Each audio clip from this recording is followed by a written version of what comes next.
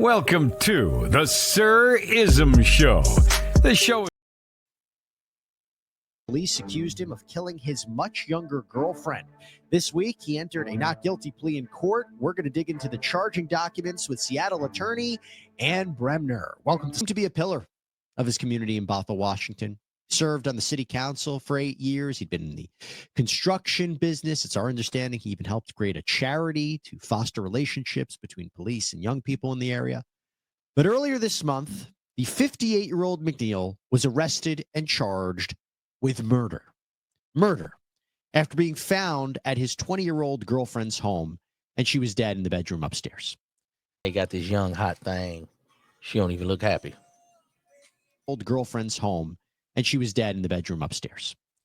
Lilia Gajvaronsky was found naked, face down in her bed. She was covered up by bedding. Police documentation indicates McNeil's own attorney called 911. Think about that for a second, saying his client was inside the home. They're like Councilmen, you out here thought you was a player, a Mac. Then you couldn't get what you want. See, fellas, I tell you about buying that box. Be careful. Got to know what you're doing in the game. likely been a homicide. First responders believe that Lilia had been dead for a while. Investigators are still waiting on autopsy results to determine when exactly she died and how she was killed. For now, it appears that she was suffocated. Everything nice comes with the price. You want her to be fit, feminine. You better know what you're doing. If you don't have no wisdom, no game, you're going to be in trouble, Jack. Investigators believe that she likely died sometime between April 28th, when neighbors last reported seeing her, and April 30th, when she was found. According to police, as well as what friends and family have told local media outlets, Lilia met McNeil when she was working at a Seattle strip club. McNeil reportedly had separated. Oh, there it is. At them strip clubs. High price talk. From his wife, he shared children with. He lost his bid for re-election to the city council last year. He had served 2 terms. McNeil and Lily apparently had been in an on-again, off-again relationship for some time, with McNeil reportedly funding her lifestyle so she could maybe quit her job. They reportedly had a fight just days before she was killed. Lily's friend Madison Darner told KIRO7 in Seattle she was 20 years old and she was young. She was figuring out her life, and she was a beautiful and talented young woman. She cared for every single person, and the intention behind her actions was so sincere and genuine. No one deserves to be murdered like that. I want to bring in right now Seattle attorney Ann Bremner. You have a lot of experience in these kinds of domestic violence cases, and it's good to see you. And old some time right off the bat. It has. Yeah, great to see you. Good to see you. Right off the bat, I'd be a good lawyer. How do you react to this story? I know a lot of the judges. Not necessarily in your neighborhood, but it's in your state.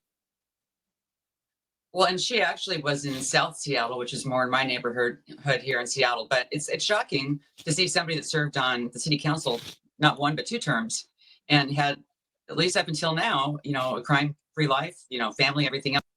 So I know you fellas, you be saying you want to have you a good life, have your wife, then you go through a divorce, then you start messing with these ladies of the night, these hookers, these escorts, these strippers. Then you want to save them and make them your wife, and then when she don't act right, you want to offer, huh? Do it all the way. Else to be arrested like this is pretty shocking headline, especially when his lawyer called in and said that there's a homicide in that house, and of course there he was with the body. Let's get to that in a minute, because I'm made of questions when it comes to that. But I want to go through these charging documents with you. So McNeil was charged with murder in the 2nd degree. I believe that carries up to life in prison. The prosecutor stated in the filing, quote, that the defendant James Gregory McNeil Jr. in King County, Washington, on or about the period between April 28th, 2024 and April 30th, 2024, while committing and attempting to commit the crime of assault in the 2nd degree, and in the course of and in furtherance of said crime, and in the immediate flight therefrom, and with intent to cause the death of another person, did cause the death of Lilia A. Gajvaronsky, a human being who was not a participant in said crime and who died between April 28th and April 30th. Now, assault in the 2nd degree, as used in the above charge, means to intentionally assault another by strangulation or suffocation. His bond was set at $3 million. So, and my question is, the way I understand it, is for there to be 2nd degree murder, you either need the intent to kill, but you don't need premeditation, but the intent to kill. Right. But also, if you're committing a felony, like an assault and someone dies, that could be 2nd degree murder. Do I have that right? You have it exactly right. And in our state, we have the underlying felony of assault too. If that's committed, it can be by strangulation or grievous bodily harm assault. You're going to have murder too. in certain circumstances, and that's the way they charge it here. And then, of course, with murder too, you don't have premeditation like lying in wait, but you have intent to kill, so you can charge in the alternative. So in other words, if he were to say, listen, we got into a fight, I got aggressive, he wouldn't be able to argue, I don't know, you tell me, would he be able to argue manslaughter, or does he have to say, I had nothing to do with this, I wasn't there, I didn't put my hands on her? Yeah, I mean, he can't say that because he was found with her body. I mean, that'd be a pretty tough defense, right? Yeah, On least that. Although he was silent after his lawyer said he's not going to talk, and he didn't talk after he was arrested by Seattle police. But basically, we have strangulation. That is actually assault too in our state. And an interesting thing, just as a side note, our Supreme Court threw out assault too as an underlying offense for murder too some time back, but then the legislature fixed some things and now it's back in as an underlying felony for two. Yeah, that's I can understand that. I can understand why you would do that. Because if you're going to engage in that kind of violent attack and someone dies, it makes sense. But let me talk to you about McNeil's attorney, because this is really, really interesting. So his attorney was the one who made the call to 911 to report that something very bad had happened inside the South Seattle home. Jan Olson, the attorney, called Seattle police on April 30th. Part of the 911 phone call transcript was included in the charging documents. I'll read it right here. Olson says, I'm an attorney. I am reporting what is likely a homicide. I represent someone inside the residence and I'm making the call. I have not gone inside. I am outside of the residence. When the dispatcher asked if Olson knew. It's always good that you're a good lawyer. Let your lip do the talking. Say, remain silent. The relationship between his client and the person he believed was dead in the home, Olson said, I cannot comment further. I am here to assist this person as an attorney, and I'm authorized to share this in order to have law enforcement become involved. Now, Ann, a lot of time they don't even have a case. People tell on themselves. You actually know Jan Olson? I do. I just finished a case with Jan where we both represented the same individual. He had the criminal case and I had the civil. And I've known him for decades. He's a great lawyer, very ethical, very, very careful. And my guess, I mean, just from what he said, is that the accused at that point asked him to make that call. And so that's what he did. Okay. Is that the only way that could have happened? Or does he say, my client just told me that he strangled someone and I'm going to call law enforcement? Because the attorney-client relationship, the attorney-client privilege could be kind of interesting there. If his client called him and said, I just strangled someone, I don't know if she's dead or not. She might be dead, but I just strangled her, or someone. Does he have an obligation to call law enforcement? You know, I think he does in that circumstance under our ethical rules in Washington, especially if you don't know if she's dead or not. And so the fact is, if someone can come in and rescue her, then I think he has that obligation. I was surprised. I don't think he identified himself, did he? But they had the identification on the call, some way to identify the caller. Yeah, at any rate, yeah. He said, "I'm an attorney." I don't know if he gave his full name. See all this legal talk, right? But it sounds like the body had been there for some time. Yeah. So it kind of begs the question about, was there some emergency or something like know that? what you're doing out So there. Because I think because let's be clear, it's an ongoing threat, ongoing crime. If a murder had already happened and there's a dead body, he wouldn't necessarily have to call police, right? Walk us through that. Exactly. And that's why I think he must have had the go-ahead from his client to make that call. His client's sitting there for days, I don't know, hours, and then calls his lawyer and says, listen, you know, somebody needs to be. Yeah, you're looking at life in prison. He done threw it all away. It was all good just a week ago. I was married with kids, councilman. Now I got to messing with this fit, feminine woman, this foreign woman. I got to thinking with my lower loins instead of my brain.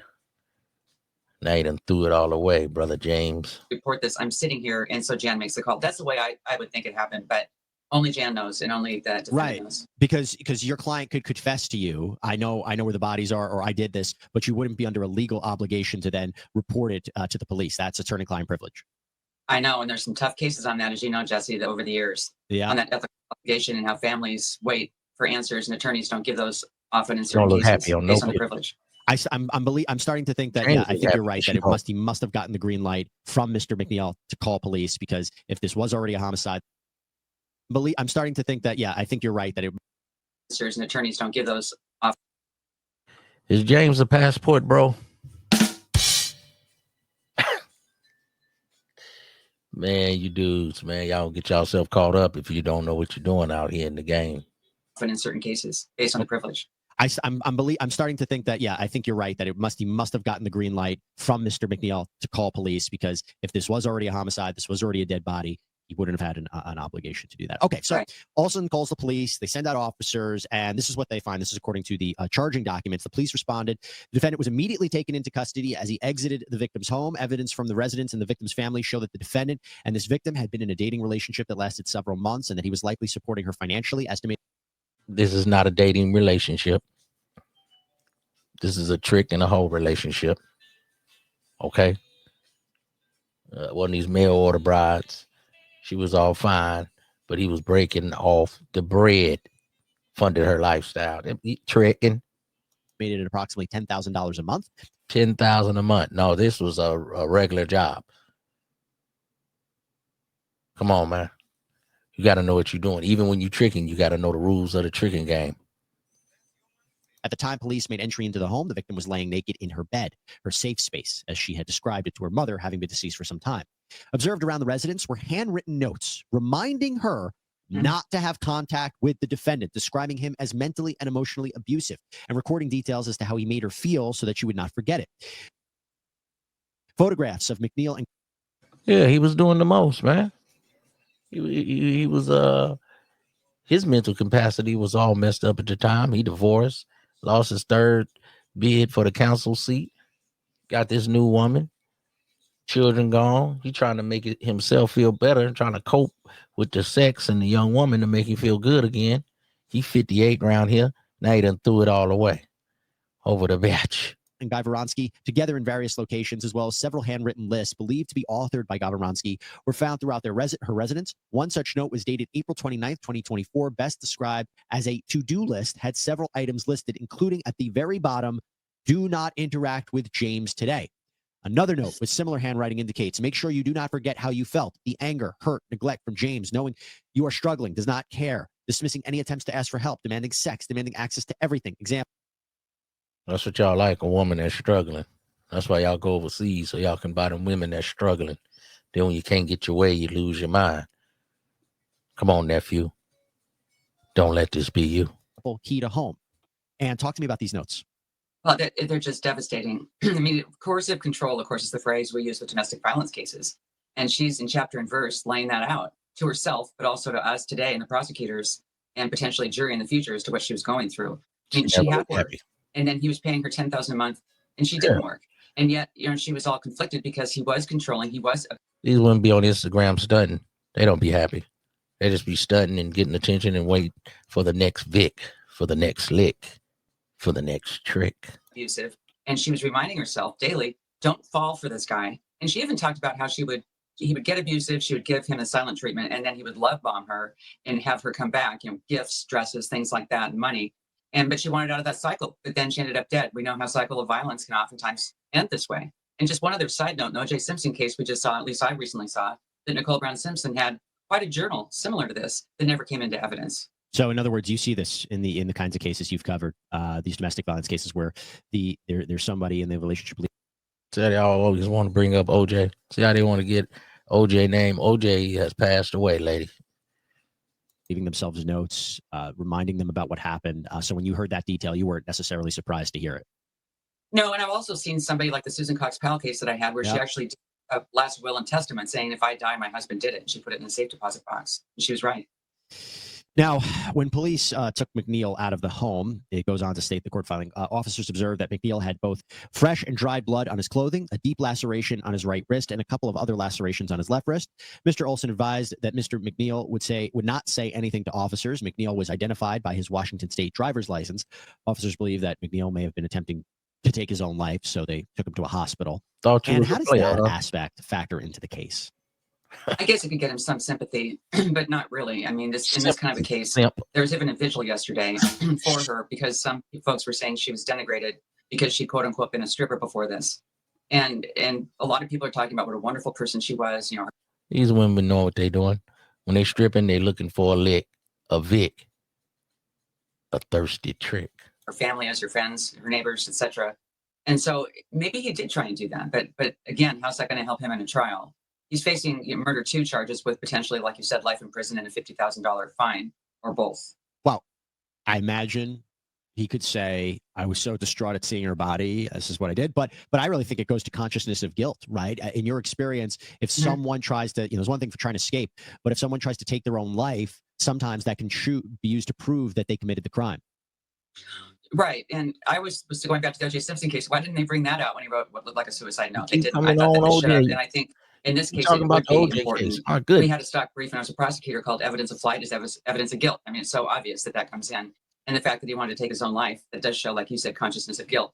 And then he finally calls his lawyer because he's just been sitting there stewing after he did try and kill himself. Apparently, that was a pretty futile effort from what I can tell from the injuries.